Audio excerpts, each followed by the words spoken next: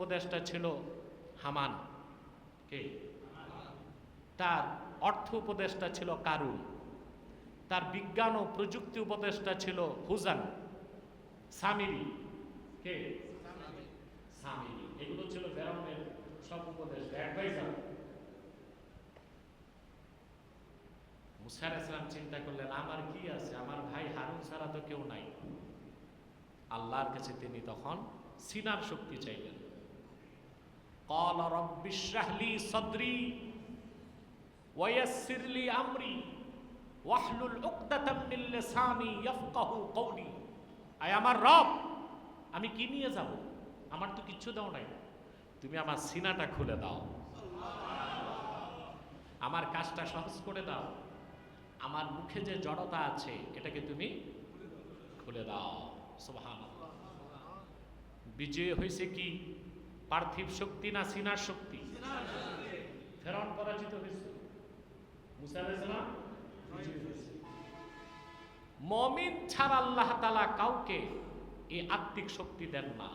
ঈমান থাকলেই আত্মিক শক্তি, ঈমান আনার পরে তাকওয়া যত বাড়বে আত্মিক শক্তি তত বাড়বে। এটা মোকাবেলা করার কোনো পরাশক্তি পৃথিবীতে নাই।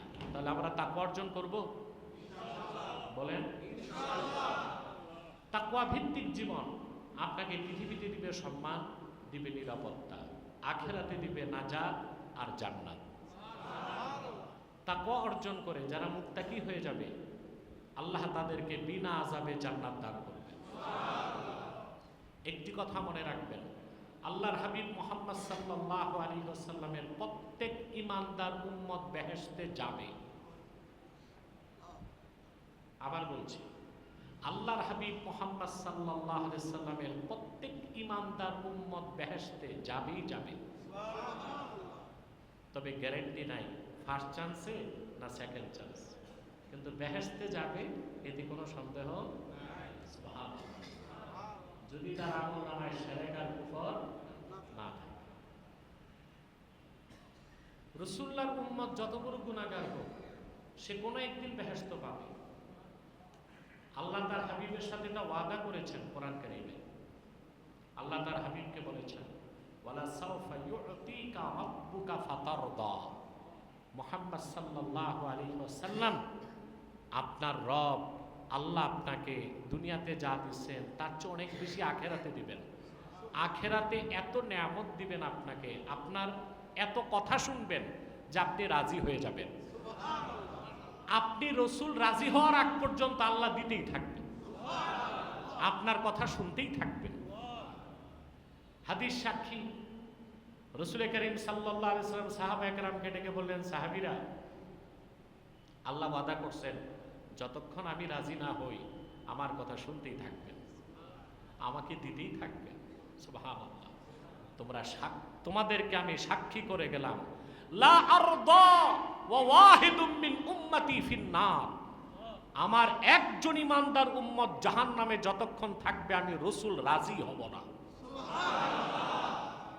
সুবহানাল্লাহ। রাসূল করিম সাল্লাল্লাহু আলাইহি ওয়াসাল্লামের উম্মত প্রত্যেকেই যখন বেহেশতে চলে যাবে আল্লাহর হাবিব বলবেন, আল্লাহ আমি রাজি হয়ে গেলাম। এখন যাদের আমল নামায় গুনাহ নাই তারা যাবে বিনা আযাবে, আর আমল নামায় যাদের গুনাহ আছে তারা যাবে আযাবের পরে, কিন্তু বেহেশতে যাবে যদি শিরক আর কুফর না করে। এখন আমরা কি ফার্স্ট চান্সে বেহেশত চাই না সেকেন্ড চান্সে? কেন? যারা ভ্রমণ বিলাসী, মনে একটু জাগে না যে জাহান্নামটা একটু ঘুরে দেখে নিলাম ফার্স্ট চান্সে, সমস্যা কি? এরকম শখ আছে কারো? ফার্স্ট চান্সে বেহেশত পেতে হলে ঈমানের পর লাগবে তাকওয়া। এই জন্য কোরআন শরীফে তাকওয়ার কথা আল্লাহ বলেছেন একবার দুইবার নয় ২৫০ বার। কতবার? ২৫০ বার তিনি তাকওয়ার কথা বলেছেন। বলেন সুবহানাল্লাহ। নামাজের কথা বলছেন ৮০ বারের বেশি। তাকওয়া, আল্লাহকে ভয় করতে বলেছেন আল্লাহ তাআলা প্রায় ২৫০ বার। সুবহানাল্লাহ। এই তাকওয়াটা কি? তাকওয়ার অনেকগুলো ব্যাখ্যা। একটা ব্যাখ্যা হচ্ছে যে আম্মাত তাকওয়া ফাহিয়া মাখুজাতুম মিনাল ওয়াকায়া। ওয়াকায়া শব্দ থেকে তাকওয়া। ওয়াকায়া হচ্ছে নিজেকে বাঁচানো। কি করা? বাঁচানো। কথা বুঝলেন না? সারা শব্দ তো দিতে হবে। এত বাক স্বাধীনতা চান আর এখন কথাই বলেন না। ওয়াকায়া হচ্ছে নিজেকে বাঁচানো। নিজেকে গুনার কাজ থেকে নিজেকে বাঁচানো, জাহান্নাম থেকে দূরে থাকা, এটাই তাকওয়া। এটাই কি? ইমাম সিউতি রাহমাতুল্লাহি আলাইহি তাকওয়ার ব্যাখ্যা করেছেন, ইমতিসালুল আওয়ামির ওয়া ইজতিনাবুন নাওয়াহি। ঈমান আনার পরে কোরআন হাদিসের সবগুলো হুকুমকে মেনে নেওয়া আর সব নিষেধকে ছেড়ে দেওয়া। বড় কঠিন বিষয়। ঈমান আনার পরে কোরআন সুন্নাহর হুকুমগুলো মানা, নিষেধগুলো ছাড়া। শুধু হুকুম মানলেন, নিষেধ ছাড়লেন না, তাকওয়া হবে না। নিষেধ ছাড়লেন, হুকুম মানলেন না, তাকওয়া হবে না। আমি একটা দৃষ্টান্ত দিই। আমাদের দেশে এমন লোক আছে বলে নামাজ পড়ি না, এটা ঠিক, তবে মিথ্যা বলি না। এর মানে লোকটা নিষেধ ছাড়ছে কিন্তু হুকুম মানে না। আবার অনেক নামাজি আছে ৫ ওয়াক্ত নামাজ করে সমানে সুদ খায়, ঘুষ খায়। এর মানে হুকুমটা মানতেছে, নিষেধটা। এটা তাকওয়া না। তাকওয়া হচ্ছে হুকুমগুলো মানতে হবে, নিষেধগুলো ছাড়তে হবে। সুবহান। এটা হচ্ছে ইমাম সিউতি রাহমাতুল্লাহর ব্যাখ্যা। তাকওয়ার খুব সুন্দর ব্যাখ্যা করেছেন ইমাম বাগাবী। বাগাবী লেখেন, হযরত ওমর রাদিয়াল্লাহু তাআলা আনহু কাবুল আহবারকে একদিন ডেকে বললেন, হাদ্দিসনি আনিত তাকওয়া, তুমি আমাকে তাকওয়া কি জিনিস ব্যাখ্যা করো। তিনি হযরত ওমরকে পাল্টা প্রশ্ন করলেন,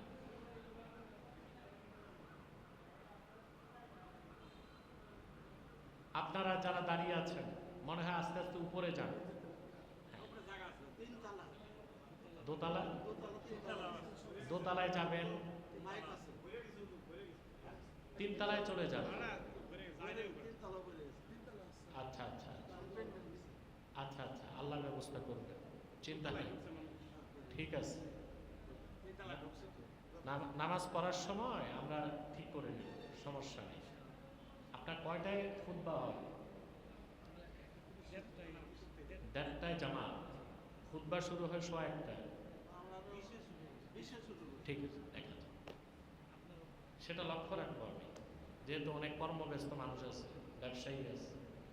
আবার কিছু মানুষের মসজিদে আসলে ক্ষুধা বেশি লাগে।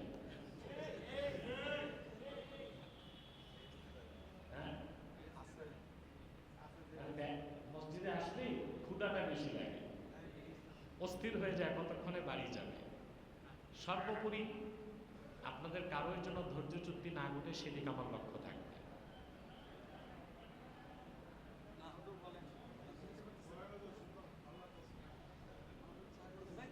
আস্তে আস্তে যান উপরে, আস্তে আস্তে উপরে যান, আস্তে আস্তে উপরে যান। সম্মানিত সুধী, কথা খেয়াল করতেছেন? হযরত ওমরকে জিজ্ঞেস করছেন কাব,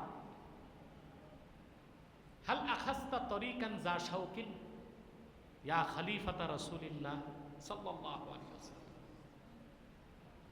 হে আল্লাহর রাসূলের খলিফা ওমর, আপনি কি কখনো কণ্টকাকীর্ণ কাঁটাযুক্ত পথে হেঁটেছেন? হযরত ওমর বললেন, বহুবার হাঁটছি। কিভাবে হেঁটেছেন? হযরত ওমর বলেছেন, সাবধানে সন্তর্পণে পা ফেলেছি, যেন কাঁটা আমার শরীরে বিদ্ধ না হয়। কাব বললেন, হুজুর, এরই নাম তাকওয়া।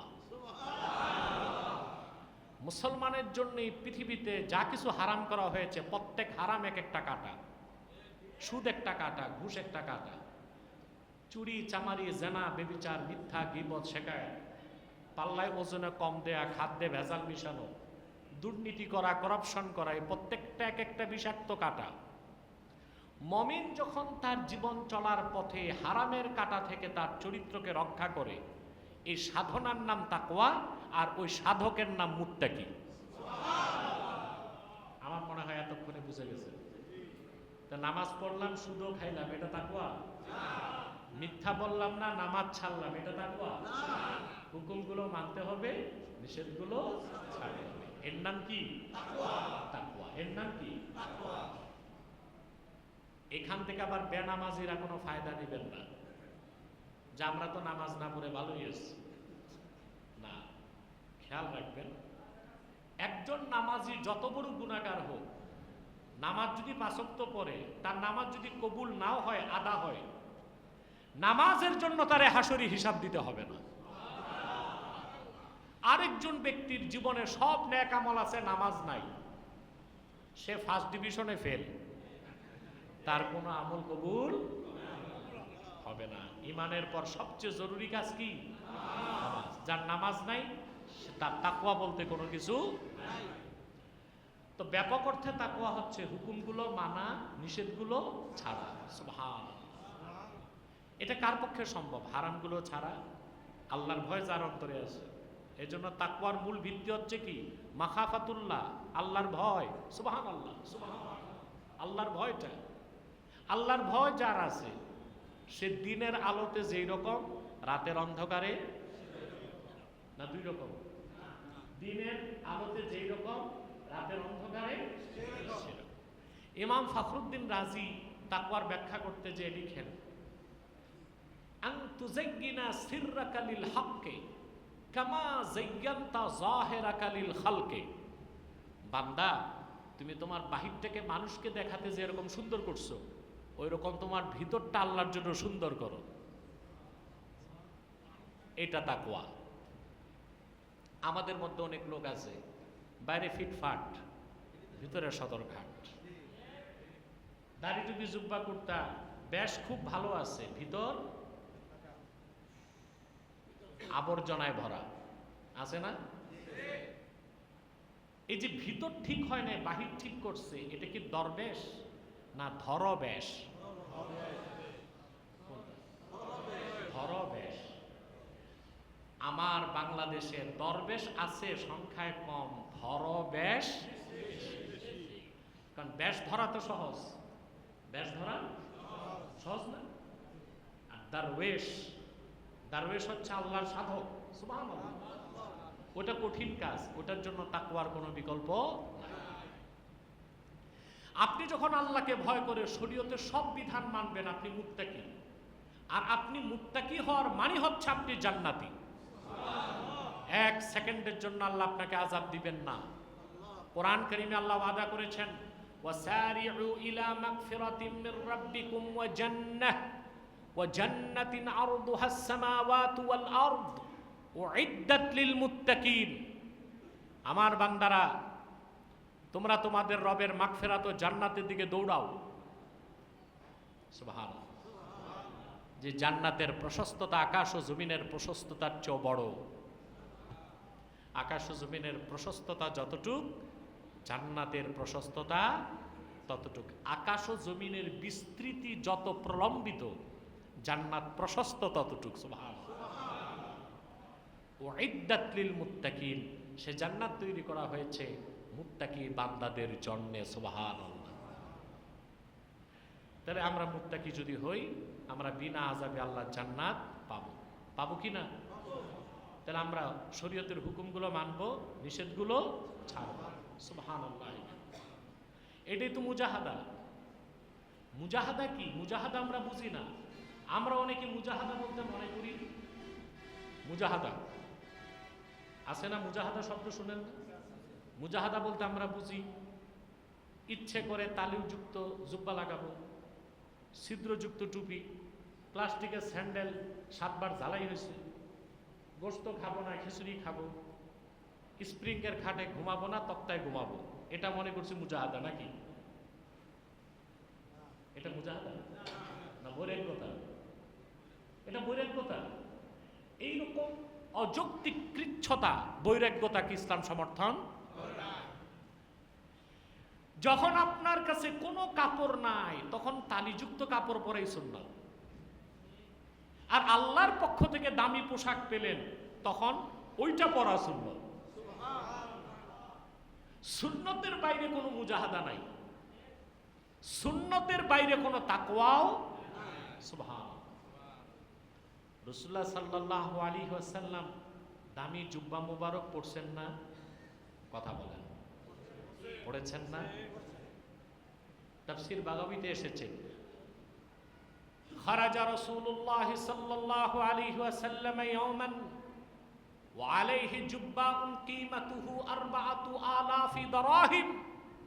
রাসূলুল্লাহ সাল্লাল্লাহু আলাইহি সাল্লাম একদিন সাহাবায়ে কেরামের সামনে উপস্থিত হলেন। রাসূলুল্লাহ সাল্লাল্লাহু আলাইহি ওয়াসাল্লামের নূরের জিসিম মোবারকে যে জুব্বাটা ছিল, ১৫০০ বছর আগে তার দাম ছিল ৪০০০ দিরহাম। কত? দামি পোশাক পরাও কি যদি আল্লাহ দেন, আর না থাকলে তালিযুক্তটা পরা কি, থাকার পর বর্জন করা কি বৈরাগ্য। এটা কোনো মুজাহাদা। হাদিসের সরা এসেছে যে ১৫০০ বছর আগে কোন এক বাদশাহ রসুল করিম সাল্লাল্লাহু আলাইহি ওয়াসাল্লামের কদমে জুব্বাটা পাঠিয়েছিল। আর আল্লাহর পক্ষ থেকে, আল্লাহর কোনো বান্দার পক্ষ থেকে হাদিয়া আসলে তা গ্রহণ করতে হয়। এই জন্য রসুল করিম সাল্লাল্লাহু আলাইহি ওয়াসাল্লাম সেই জুব্বা মোবারকটা পরিধান করেছিলেন। আরেকটা কারণ, রসুল করিম সাল্লাল্লাহু আলাইহি ওয়াসাল্লামের উম্মতের মধ্যে হাজারো রাজা বাদশা আসবেন, তাদের জন্য সুন্নতে আমল করতে সমস্যা না। সুবহান। আর যখন থাকবে না দামি পোশাক, তখন কম দামি তালিযুক্তটা পরা কি সুন্নাত। যেমন হযরত ওমর অধিকাংশ সময় তালিযুক্ত জুব্বা পরতেন। গোশত আপনার কাছে আছে, আপনি খাবেন না, আপনি বলবেন না আমি গোশত খাই না, আমাকে খিচুড়ি দাও, এটা কি তাকওয়া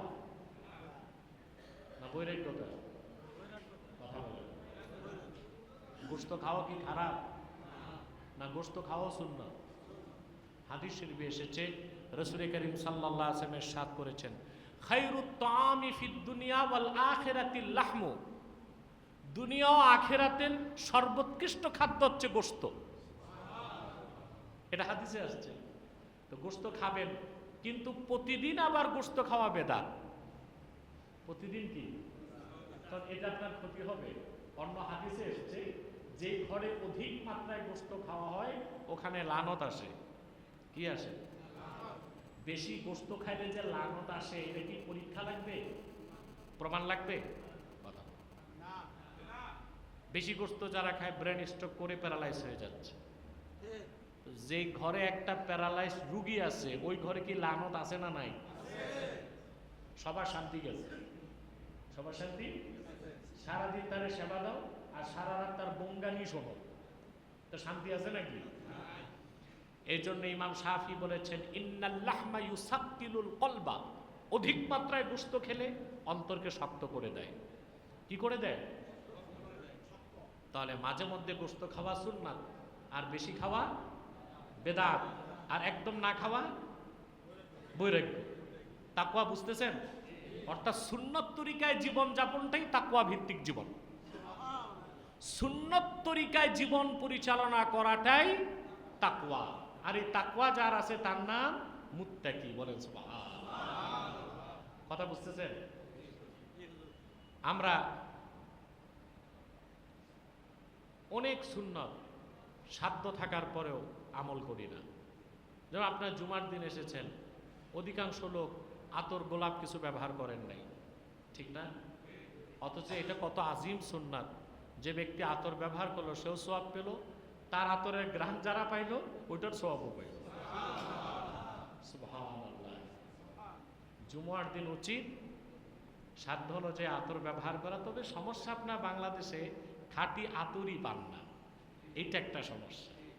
মনে রাখবেন, সুন্নত সবসময় সেরা।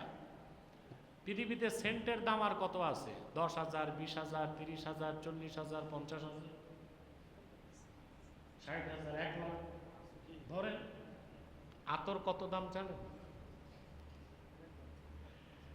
মিস্ক, যেটা মিস্ক, আমি মদিনাতুল মুনাওয়ারাতে মসজিদ নববী সাল্লাল্লাহু আলাইহি ওয়াসাল্লামের বাহিরে এক দোকানে যে আতর চাইলাম, যে সবচেয়ে দামিটা দেখান। এতটুকু একটা বোতল বের করছে, এতটুকু। আমি বললাম কত দাম? বলে 12,000 রিয়াল।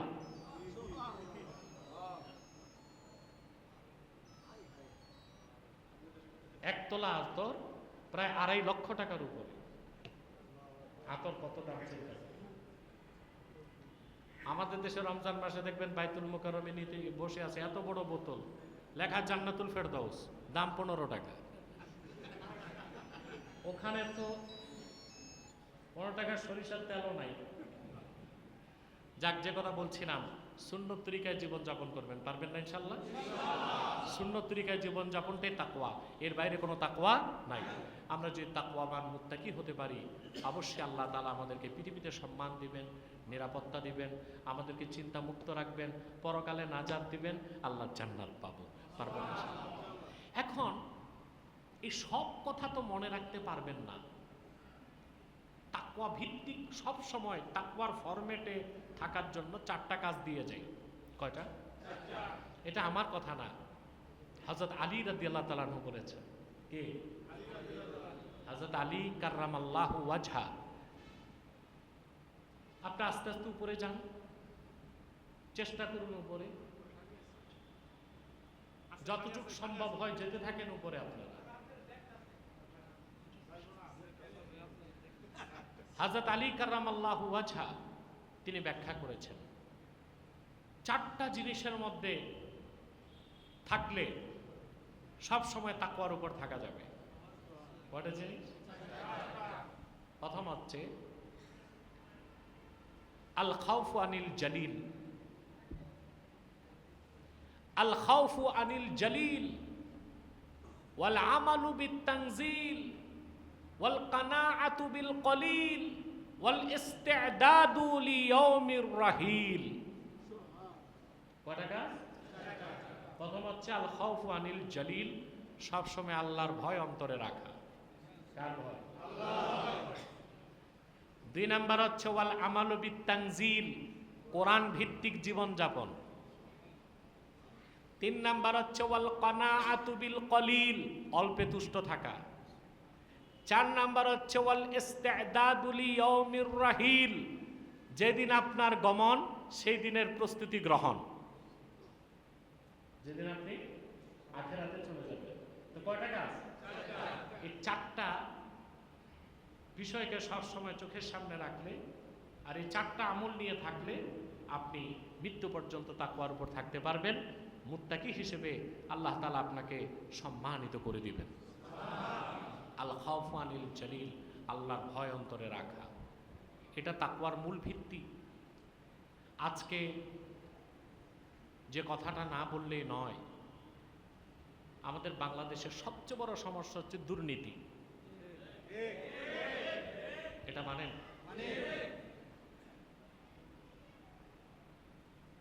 বাংলাদেশ জন্মের পর থেকে এখন পর্যন্ত এমন একটা সময় পার হয় না যখন দেশে দুর্নীতি ছিল না বলে প্রমাণ হয়। দুর্নীতি, কারাপশন, এটা বাংলাদেশের প্রিন্সিপাল ক্রাইসিস, মৌলিক সমস্যা হচ্ছে দুর্নীতি। এখন যারা পরাজিত বিতাড়িত তারা নাই, যারা বিজয়ী তারাও কি দুর্নীতি মুক্ত হতে পেরেছে? এটার জন্য সিস্টেম দায়ী। সিস্টেম দায়ী। এখন আপনারা হাজারো সংস্কার করলে দেশ ঠিক করতে পারবেন না, সংস্কার করতে হবে তাকওয়ার ভিত্তিতে। বুঝেন নাই? একটা রাষ্ট্রে যতগুলো ইনস্টিটিউশন আছে সবগুলো ইনস্টিটিউশনকে ফাংশনাল করতে হলে সব জায়গায় সংস্কার লাগবে। কি লাগবে? আপনার শিক্ষা ব্যবস্থায় সংস্কার লাগবে। আপনি যে শিক্ষা দিচ্ছেন এতে আমার দেশের মানুষ না আখেরাত পাচ্ছে না দুনিয়া পাচ্ছে। ইসলাম শিক্ষা দেওয়া হয় না, এই জন্য অধিকাংশ অফিসার দুর্নীতিবাজ হয়, ঘুষখোর হয়। কি হয়? একেবারে মন্ত্রী এমপি যে যেভাবে সুযোগ পায় চুরি চামারি করেই যায়, কারণ দিনের শিক্ষাটা নাই। আর দুনিয়াতে কিছু পায় না, কি রকম? ঢাকা বিশ্ববিদ্যালয় প্রতিষ্ঠিত হয়েছে 1921 সালে, 100 বছর হয়ে গেছে। এই 100 বছরে ঢাকা বিশ্ববিদ্যালয় আন্তর্জাতিক মানের কয়টা বিজ্ঞানী, দার্শনিক, গবেষক বাংলাদেশকে দিতে পারছে? কয়জন? 10 জন গণা যাবে না, হাতে 10 জন, হাতে গোনা 10-12 জন পাবে। 100 বছরে একটা বিশ্ববিদ্যালয় আমাদেরকে বিশ্বমানের গবেষক, বিজ্ঞানী, দার্শনিক, সাহিত্যিক উপহার দিতে পারে নাই। তাহলে আমাদের শিক্ষা ব্যবস্থা না দিনমুখী না দুনিয়ামুখী। তো সংস্কারটা এখানে দরকার। যদি আমাদের শিক্ষার মূল ভিত্তি হয় কোরআন ও সুন্নাহের দ্বীনি শিক্ষা, সাথে যদি বিজ্ঞান প্রযুক্তি থাকে, তা আমার দেশে এমন শিক্ষিত মানুষ আমরা পাবো রাষ্ট্র পরিচালনায়, যারা একদিকে ইমানদার, নামাজি, পরহেজগার, আরেকদিকে হবে কেউ উকিল, কেউ ম্যাজিস্ট্রেট, কেউ ব্যারিস্টার, কেউ মন্ত্রী, কেউ এমপি। তখন হবে সংস্কার, তখন হবে। আপনার আইন আদালতকে সংস্কার করতে হবে। এই মানবরচিত আইন দিয়া আপনি আইনের শাসন কায়েম করতে পারবেন না, শরিয়া আইনকে গ্রহণ করতে হবে আপনাকে। প্রতিটি জায়গায় সংস্কার আপনাকে করতে হবে তাকওয়ার ভিত্তিতে। কিসের ভিত্তিতে? আল্লাহ যেন আমাদেরকে কবুল করেন, আল্লাহ যেন আমাদেরকে মঞ্জুর করেন। এবার আরেকটা কথা বলে বিদায় নিচ্ছি, সেটা হচ্ছে নির্বাচনের পালে হাওয়া লেগেছে, লাগছেন? এখন এখানে আমার ভিন্ন আবার ব্যাখ্যা আছে। আমার পলিটিক্যাল ব্যাখ্যাগুলো হয়তো বা দেখেন আপনারা বা শোনেন। নৌকা যদি চলতে হয় পাল থাকতে হবে নিচ্ছিদ্র, আর প্রবল বাতাস লাগবে। বাতাস নাই, পাল আছে, নৌকা চলবে? বাতাস আছে, পাল ছিদ্র, তো কি লাগবে? নিচ্ছিদ্র পাল, প্রবল বাতাস। তো নির্বাচনী পালে হাওয়া লাগছে ঠিক, তবে কখন নির্বাচন হয় এটা আমি জানি না, আদৌ হবে কিনা তাও জানি না, সেটা রাজনীতিবিদদের বিষয়। কিন্তু সংস্কার সবটা গভর্নমেন্টের হাতে না, আপনাদের হাতেও আল্লাহ তাআলা অনেক কিছু রাখছেন, রাখছেন না? প্রত্যেকটা দলে কিছু ভালো মানুষ আছে কি? প্রত্যেকটা দলে কিছু ভালো মানুষ আছে। আপনি যেই দলের লোক, ওই দলের যাকে ভোট দিবেন আগে দেখুন সে ইমানদার কিনা, নামাজ পড়ে কিনা, হালালখোর না দুর্নীতিবাজ। যদি আপনি আপনার দলের ইমানদার, নামাজি, পরহেজগার, হালালখোর লোকটাকে নির্বাচিত করেন, প্রত্যেক দলের কর্মীরা যদি এই সিদ্ধান্ত নেয়, তাহলে আগামীর পার্লামেন্ট এমন একটা পার্লামেন্ট পাবেন যেখানে ইমানদার, চরিত্রবান, যোগ্য মানুষ থাকবে। এটা যদি করতে পারেন, বাংলাদেশ হয়ে যাবে ইসলামী সোসাইটি। ইসলামী রাষ্ট্রের আগে হবে ইসলামী সোসাইটি। রাষ্ট্রবিজ্ঞানে একটা কথা আছে, society is great than state. রাষ্ট্র থেকে সমাজ বড়, রাষ্ট্র থেকে। আমরা এই প্রজন্ম যদি একটি ইসলামী সমাজ উপহার দিতে পারি, আগামী প্রজন্ম বাংলাদেশকে একটি ইসলামী রাষ্ট্র উপহার দিয়ে দিবে। ওয়াখির দাওয়ানা আনিল হামদুলিল্লাহি রাব্বিল আলামিন, ওয়াসসালামু আলাইকুম ওয়া রাহমাতুল্লাহি তাআলা ওয়া বারাকাতুহু। যাদের